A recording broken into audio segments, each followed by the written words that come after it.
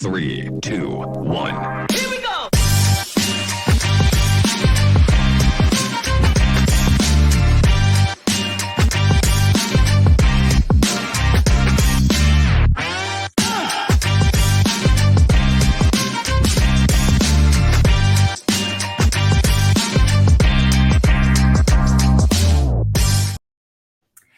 Hey guys, what's up? I'm Jenna and you are watching Jenna X. Today I am joined with one of my dear friends, Lisa Lopuck, and we're going to be talking about a growing new trend of people offering fractional services and also productizing their services. So let's talk more about these two emerging trends. What are these concepts? How do they work? And what are the benefits? Welcome, Lisa.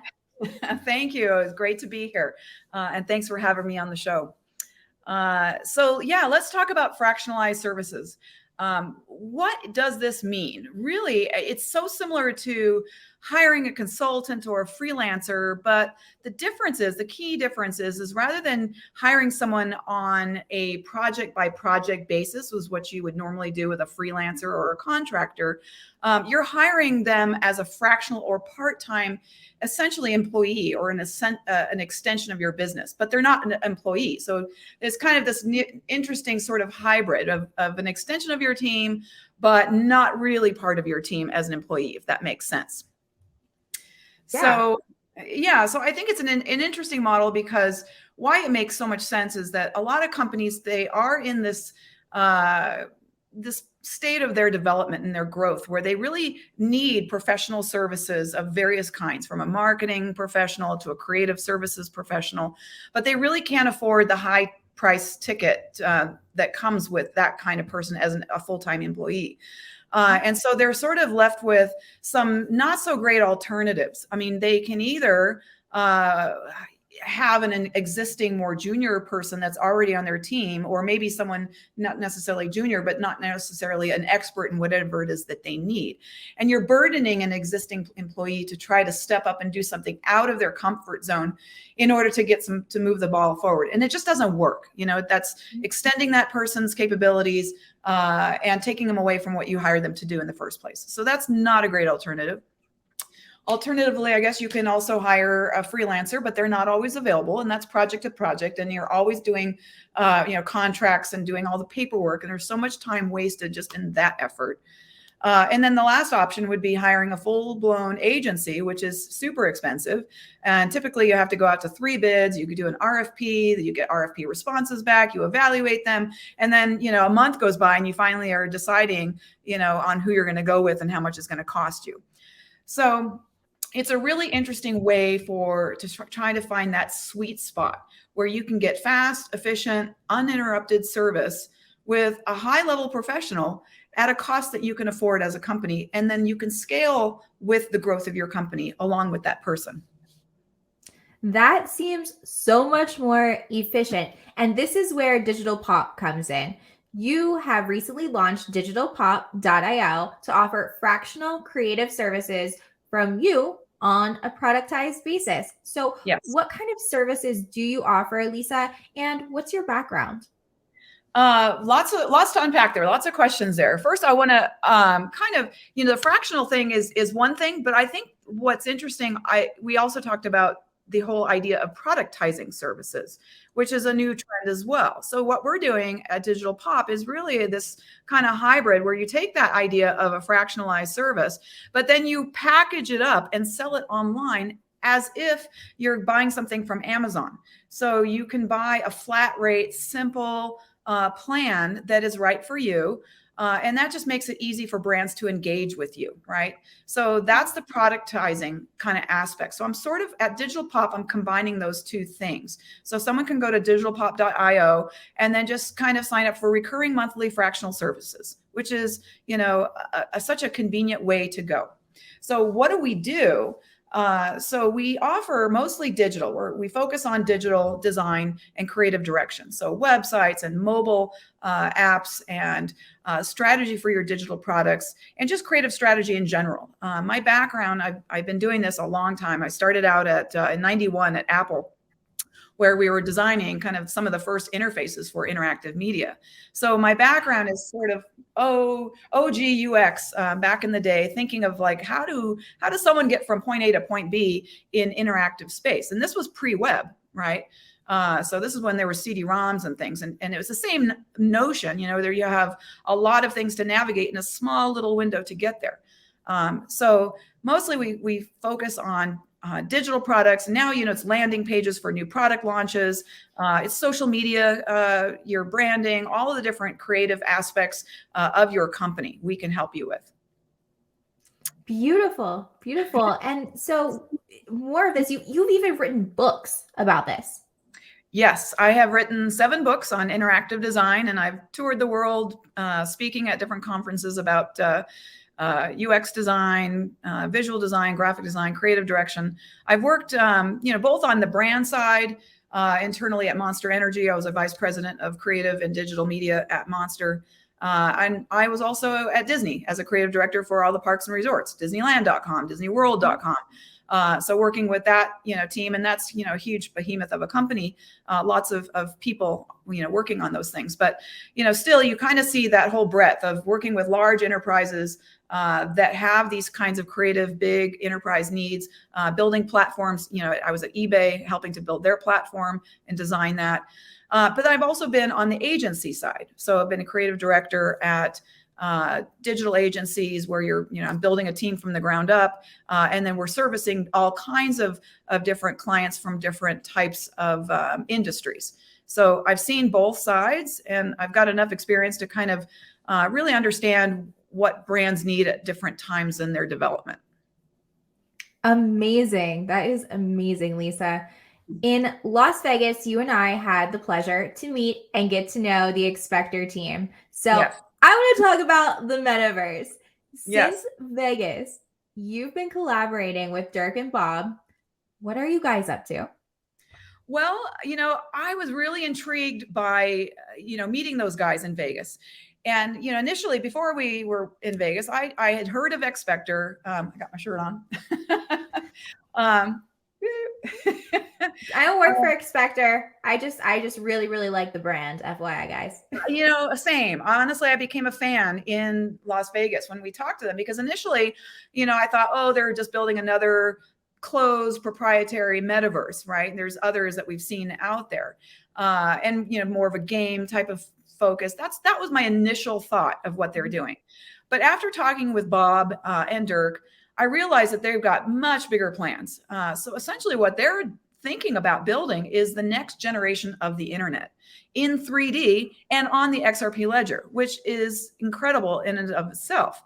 And so there's so many implications that means, right? Because, someone who, again, started designing at Apple 91, when interactive media first came out. And then you had in 94, I think Netscape browser launched and they went public. And that was a big deal because that was really the way to onboard the masses into the new internet at the time, right? To make it mainstream. And, the earliest websites were like Yahoo that had just a directory listing of links to go to, like, hey, here's some cool things you can go check out on the internet. And it was really just about navigating from place to place. And I thought, with Expector and what opportunity that they have, if they're really intent on building the next generation internet in a 3D model, the implications are quite profound from a user experience standpoint. I mean, my brain immediately starts to think of, the 4 things I think, that could be maybe native to their platform, because it would be essentially like, the internet is a platform. This Expector would be a platform where companies, instead of building a website, they could build a 3D space.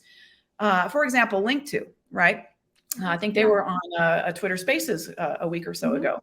Link2 could build a 3D website, if you will, if you will, in the metaverse, which is really like a headquarters where people could come with their avatars and actually talk with customer service representatives of Link2, or maybe Link2 host some town halls with CEOs, like Garlinghouse, for example, where prospective investors can come in their avatars and sit and listen and have an actual interactive conversation with other people that are interested in investing, and then have one-on-one conversations with the team from these different companies that Link2 is representing.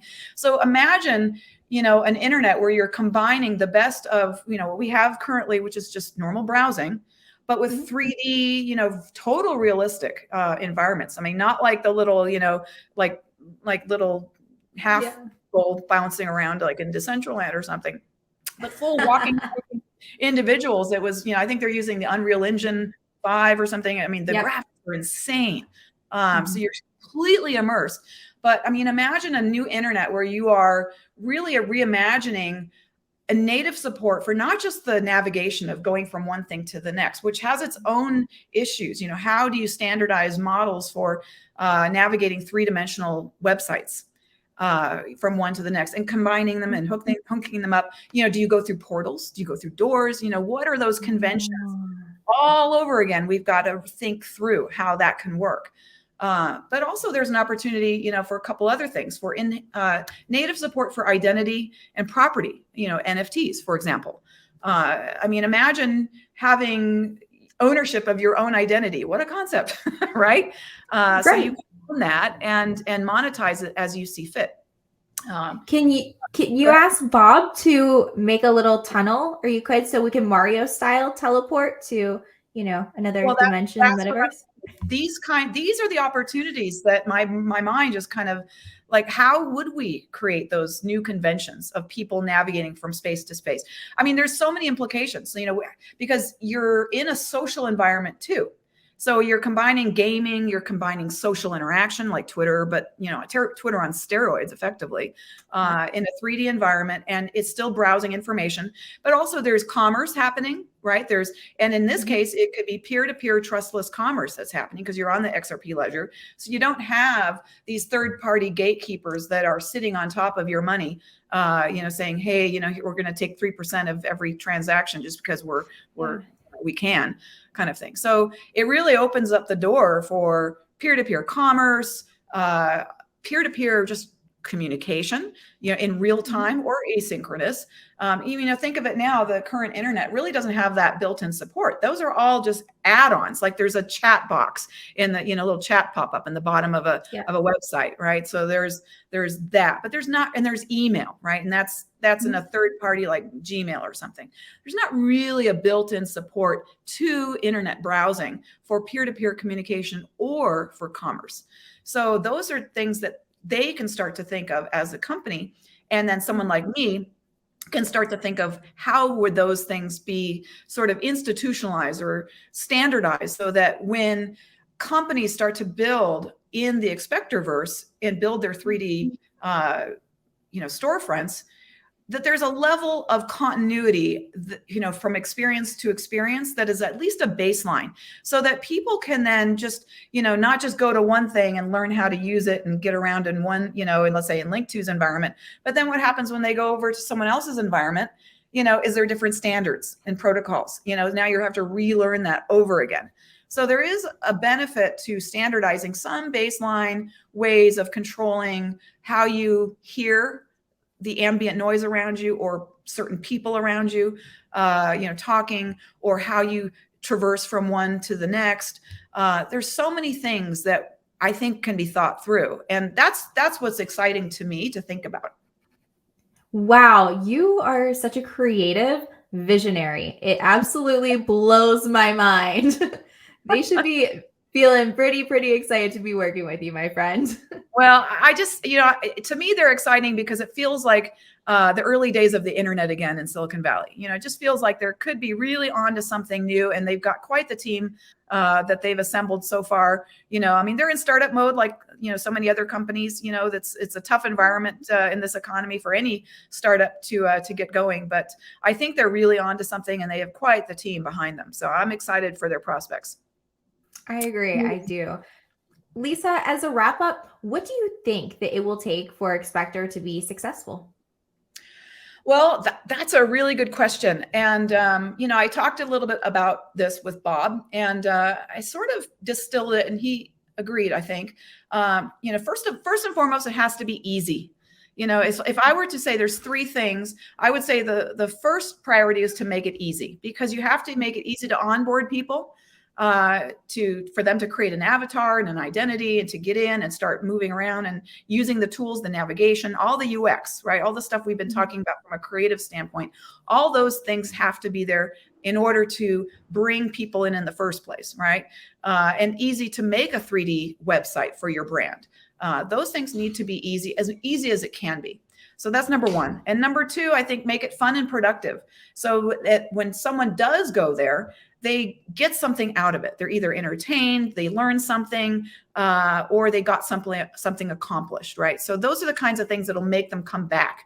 And then lastly, if you can make it profitable. So for people like you who are content creators to own their own destiny and to be able to monetize your services and your talents in a peer-to-peer way, I think that just opens up the world to all kinds of possibilities, and really people can start to come in and do some extraordinary things that I don't think we can even imagine and today will happen. Absolutely. Absolutely. Lisa, thank you so much for sharing your input and for joining today and making some time. Guys, if you want to follow Lisa, where can they find you? Well, the website for the Fractional Creative Services is digitalpop.io. And then if you'd like to follow me on Twitter, it's just my name. It's at Lisa Lopuck, which is Lopuck. All right, guys, and the links are posted below. And also check back here at Jenna X Media, because Lisa will also be joining me more frequently on the show, and I cannot wait to have her. Thanks again, Lisa. Thank you so much, Jenna.